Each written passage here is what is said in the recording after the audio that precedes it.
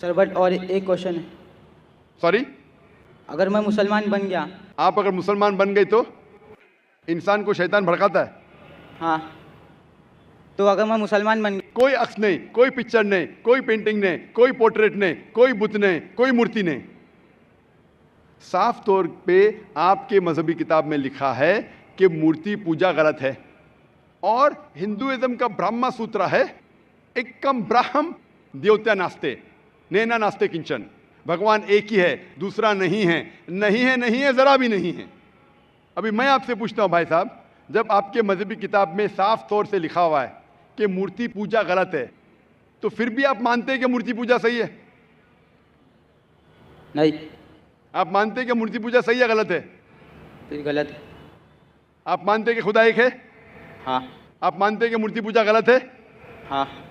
आप मानते हैं कि इस खुदा, इस ईश्वर, इस अल्लाह के आखिरी पैगंबर मोहम्मद सल्लल्लाहु अलैहि वसल्लम है? सर बट और एक क्वेश्चन है।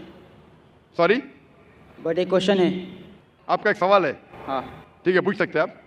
अगर मैं मुसलमान बन गया जी और हाँ। ऐसा ही तो इंसान को भूत ही भड़काता ना। आप अगर मुसलमान बन गए तो वो नहीं, इंसान को तो शैतान ही भड़काता ना। इंसान को शैतान भड़काता है। हाँ, तो अगर मैं मुसलमान बन गया और गलत काम किया तो मेरे वास्ते मुसलमान का नाम खराब हुआ, तो अल्लाह क्या मुझको माफ़ करेंगे?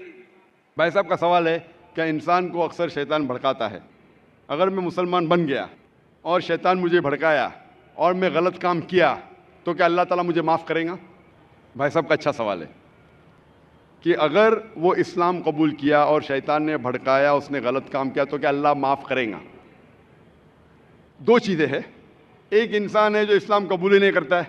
जो इंसान इस्लाम कबूल ही नहीं करता, नहीं मानता है कि खुदा एक है, बुत परस्ती करता है, अल्लाह के आखिरी पैगंबर मोहम्मद सल्लल्लाहु अलैहि वसल्लम नहीं मानता है, उसके लिए 100% वो जन्नत में नहीं जा सकता है। 100%, क्योंकि वो ईश्वर के अलावा दूसरे की इसकी इबादत करता है। दूसरी तरफ एक इंसान है जो मानता है कि एक अल्लाह है, मानता है कि मूर्ति पूजा गलत है, मानता है कि मोहम्मद सल्लल्लाहु अलैहि वसल्लम आखिरी पैगंबर है, और गलत काम करता है। हो सकता है कि झूठ बोलता है, हो सकता है कि वो चोरी करा, हो सकता है वो शराब पी रहा है, ये गलत है, हराम है। लेकिन फिर भी अगर वो बुत परस्ती नहीं करता है, अल्लाह ताला फरमाते हैं सूरह निसा में सूरह नंबर 4 आयत नंबर 48 में, और सूरह निसा सूरह नंबर 4 आयत नंबर 116 में कि अल्लाह अगर चाहे तो आपके कोई भी गुनाह को माफ़ कर सकता है, लेकिन शिर्क को कभी नहीं माफ़ करेगा। तो शिर्क के अलावा